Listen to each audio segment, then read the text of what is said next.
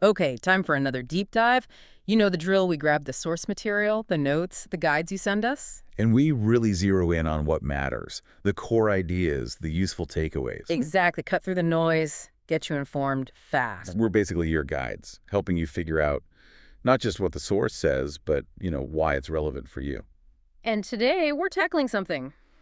Now, it's pretty fundamental, isn't it? Small talk. Ah, yes, small talk. Can be easy, can be terrifying, but yeah, super essential. Our source for this one is an English learning guide, specifically focused on casual chats. Right, and it's full of practical advice. The main goal is helping you feel, well, more comfortable, more confident just starting up a conversation with pretty much anyone. So our mission today, pull out the key strategies from this guide. What works, what topics are good, what should you definitely steer clear of. And the mindset stuff too, how to approach it so you can actually start talking to people anywhere. Because the guide makes this point right away, small talk isn't just like filler noise. Not at all.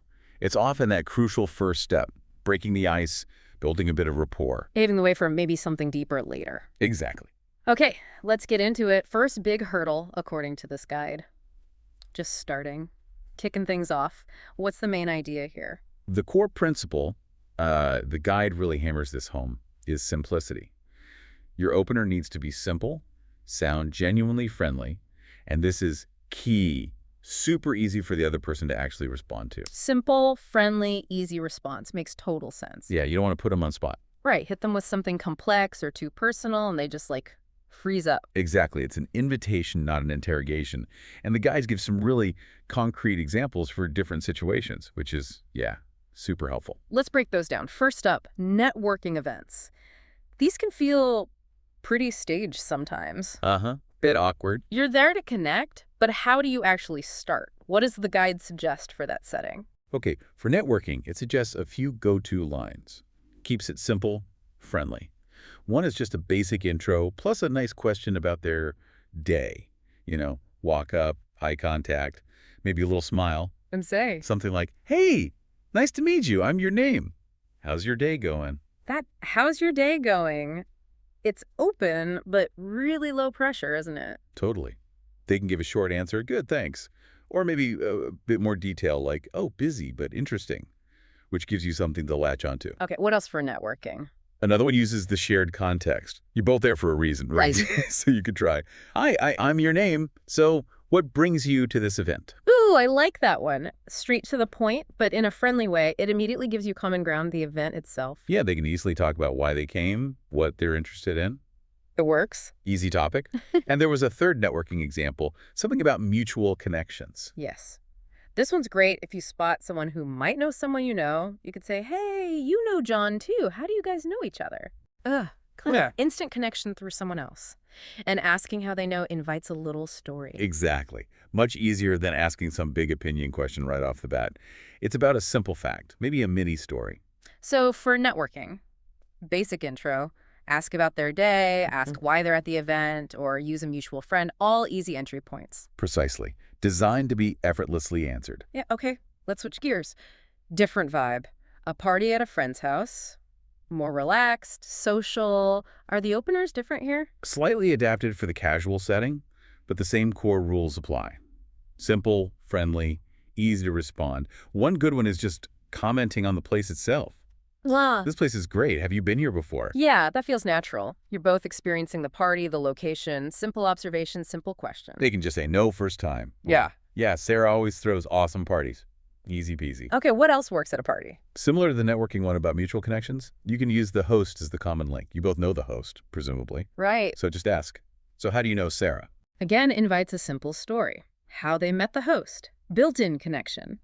And the third party opener requires a bit of observation, you mentioned. It does, yeah. But it's effective if you mean it. Commenting on something you genuinely like about what they're wearing. The guide's example is, I love your jacket. Where did you get it? Oh, yeah, the compliment opener. That can work really well. Definitely. It's a compliment. Makes them feel good. And where did you get it is usually a straightforward answer. Could lead to talking about shopping or maybe travel if they got it somewhere interesting. Totally. The key, though, as the guide suggests, is sincerity. Don't fake it if you don't like the jacket. Good point. So for parties, comment on the place, ask how they know the host, or offer a genuine compliment about their style. Still simple, still low pressure. Exactly. Okay, last scenario. Just out and wild, casual public places, Yeah. coffee shop line, waiting somewhere, maybe a park bench. For those everyday spots, the guide says to comment on the immediate shared experience or the environment. Like if you're stuck in a long coffee line. Which happens all the time. Right. You could say, wow, this place is always busy. Do you come here often? So relatable. Acknowledges the shared situation, asks a simple question about their habits, easy response. Or if they have something noticeable, like the guide says maybe comment on their order. That coffee smells amazing. What did you order? Simple observation, easy question about a specific thing. Nice. Or like the jacket example, but for public spaces, maybe a cool backpack. I love your backpack. It looks really cool. Where did you get it? Spot something specific, ask a simple question about its origin. Seems like a pattern here. It is. The common thread, whether it's networking, a party, or just waiting for coffee, is keep it simple, keep it friendly, make it easy for them to join the conversation. The guide is basically saying, don't agonize over the perfect first line. Pretty much. Just offer a simple, gentle hook. Open the door. Okay, the door's open. We used a good opener. Now, what do we talk about? What does the guide say are the best topics for actual small talk? And why those topics? Right, so the guide says the best topics are the ones that are, like, universally relatable. Things that are light, easy. Stuff most people can have a quick opinion on or share a little something about. Nothing too heavy or controversial. Exactly. Keep it light, keep it easy. Got it. So what are the specific categories the guide recommends? Let's tick through these because they're the fuel for the conversation, right? Okay, first up, the absolute classic, the one everyone jokes about but actually works, the weather. Ah, good old weather talk. Why does it work so well? Because everyone, everywhere, experiences it. Instant common ground. The guide gives simple examples like just stating an observation, it's such a nice day today. Which usually gets you at least an agreement, maybe a little more. Or you can add a simple preference question. Wow, it's really cold today. Do you like winter? Simple observation, simple question. It's amazing how it just works. Shared reality, same rain, same sun. It's safe, it's easy, no big commitment. Okay, what's next on the good list? Hobbies and interests. This gets a little more personal, but still keeps it light. The guide suggests asking broad questions like, what do you like to do for fun? That's super open-ended. They can share as much or as little as they want. Reading, hiking, watching TV. Right, lets them choose. Another one is, have you been into any new hobbies lately? Maybe better if you've chatted before or the context fits. The point is, it explores potential shared interests without being nosy. Finding that shared hobby can definitely take the conversation up a notch. Okay, what about like things happening in the world? Current events? Yes, the guide includes current events, but, and this is a huge, but the guide stresses non-political ones. Ah, crucial distinction. Keep it light, remember. Absolutely. The examples given are all about, like, pop culture or widely known, generally positive news, nothing divisive. Such as, what are the guide's examples? Things like a big new movie. Did you hear about the new Marvel movie? It's getting amazing reviews. Or something major but uncontroversial in entertainment. I saw that Taylor Swift just announced a new tour. Are you a fan? Okay, so stick to superheroes, pop stars, big cultural things most people know about but probably won't fight over. Exactly. Avoid anything that could spark immediate tension. Stay safe. Smart. What else is safe territory? Travel. Most people enjoy talking about travel, even if it's just dreaming about it. The guide suggests asking about recent experiences. Have you been on any trips recently? Opens the door for them to share a potentially fun story. Or, if maybe they haven't been anywhere lately, you can ask about dreams or plans. If you could visit anywhere in the world, where would you go? Ooh, the hypothetical travel question? That's a good one. Sparks imagination? Right. Reveals interests without getting too personal. Travel chat is usually happy chat. True. Okay, and the final safe category the guide recommends. Food and drinks. Can't get much more universal than that. Everyone eats. The guide suggests asking for local tips. Do you know any good restaurants around here? Practical. Easy if they know the area. Yeah, and that can lead to talking about favorite foods, cooking. Or just a simple preference question. What's your favorite type of food? Most people have an answer. And it can lead to all sorts of related topics, dining out, culture, cooking. It's common ground. So the toolkit is weather, hobbies, non-political current events, travel, and food and drinks. Pretty solid list. Very solid. And the guide even shows how you can weave them together, right, with that little example conversation. Yeah, walk us through that again. It shows the flow. Okay, so person A kicks off with the ultimate classic. Hey, nice weather today, right? Simple environmental opener. Check. Or person B agrees, but adds a personal touch and a question back. Yeah, finally, I love sunny days. Do you like winter? Okay, so B built on nice weather, mentioned sunny days, and pivoted to ask A about seasons, specifically winter. Exactly. Then person A connects their preference for winter to an activity, bringing in the hobbies category. Yeah, but I also love winter sports. Have you ever tried skiing? Boom. Weather, day, seasonal preference, need hobby? Winter sports skiing. In like 3 lines. It perfectly shows how small talk isn't just listing topics. It's finding bridges between them. The weather was just the starting block to finding a shared interest in skiing. It's about listening for those little cues and seeing where they lead, using these safe topics as anchors. Exactly, it's dynamic. Which naturally leads us to the flip side. What does the guide say not to bring up? The topics to avoid. It sounded pretty firm on this. Oh, very firm. The guide points out topics that are generally too personal, too sensitive, or just, likely to make people uncomfortable or start an argument, especially when you've just met. Too personal, too controversial. What are the big no-nos? First one, politics. The guide gives the perfect example of what not to ask. Who did you vote for? Yikes. Yeah, asking that right away. Recipe for disaster, awkward silence. Definitely not light small talk. Definitely not. Next on the avoid list, money. Example question. How much do you make? Also super personal, generally considered rude in most casual contexts, way too intrusive. Agreed. Guide says steer clear of income, wealth questions. Third, religion. The don't ask example is, what's your religious belief?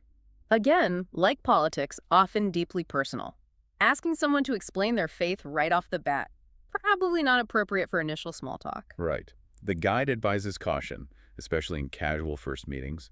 And the fourth area to handle carefully, or just avoid in small talk, is personal problems. The example question was, you look tired. Are you okay? That one sounds like it could be caring. It could be, but the guide's point is it puts the person on the spot. Maybe they are tired but don't want to discuss why. Maybe they're going through something tough they don't want to share with a near stranger. Or maybe they just look tired and now feel self-conscious. Okay, makes sense. It forces a potentially awkward disclosure. Exactly. So for initial small talk, the guide says stick to positive, lighter stuff. Keeps it comfortable, keeps it enjoyable for everyone. So the rule is basically stay away from politics, money, religion, and digging into personal problems. Keep it light and positive. For starting out. Yeah. Absolutely. Build that comfort zone first. Okay. We know how to start, what to talk about, what not to talk about. But the guide also mentioned delivery, right? It's not just what you say, but how you say it. That affects the friendly, confident vibe. Totally. The guide really emphasizes the nonverbal side of things. Simple techniques that make a huge difference in how people perceive you. You can say the friendliest thing, but if you sound nervous or flat, it just doesn't land right. Right. So what are these simple tricks the guide suggests for sounding more confident, more friendly? Okay, first one, super simple. Smiling when you speak. The guide literally says it changes your vocal tone. Makes you sound warmer, more approachable. You can often hear a smile, even on the phone. That's true. A smile carries in your voice. Okay, technique number 2. Using open body language. The guide talks about things like relaxed shoulders, good posture, avoid crossing your arms tightly, stuff like that. Closed-off posture can signal, don't talk to me, even if you don't mean it. Open posture looks more welcoming. It's like physically signaling you're open to connecting. Helps the other person relax too. And third technique. Maintaining eye contact. Crucial, the guide says. Yeah. Shows you're interested, you're engaged with them. Not staring, obviously, but regular, comfortable eye contact. It says, I'm listening, I value this interaction. Yeah, it feels dismissive when someone's eyes are darting all over the place. Eye contact shows you're present. Final tip for delivery. Using a friendly tone of voice. Basically, don't sound bored or robotic. The guide advises injecting some warmth, maybe varying your pitch a little, speaking clearly but not too fast. Think warm human, not monotone machine. Warm human, not robot. Got it. So the 4 pillars are smile, open body language, eye contact, friendly tone. Seems simple but powerful together. They really are. And the guide links this directly to confidence. When you practice these things, you actually start to feel more confident, and that feeling makes the small talk flow better, feel more natural, maybe even fun. It's a positive feedback loop. Makes sense. Project confidence and friendliness, get a positive reaction, feel more confident next time. Exactly. Helps break that anxiety spiral some people feel. Wow. Okay, we've really mapped out the small talk territory based on this guide. Starting lines, good topics, topics to avoid, and how to deliver it all. Yeah, we've pulled out the core ideas. Start simple and friendly. Pick light, universal topics. Yeah. Know the sensitive stuff to skip. And work on the delivery, smile, posture, eyes, voice. And the big takeaway from the guide seems to be that this isn't just like pointless chatter. Small talk is a real skill. It's often that essential first step to actually building connections. It's about helping you feel more natural, more capable, more friendly. It really is the foundation. You build relationships on top of it. Which leads perfectly into our final thought for you, the listener. Something inspired by where this guide seems to point next. We've unpacked the how-to of starting these simple, light conversations using the source material.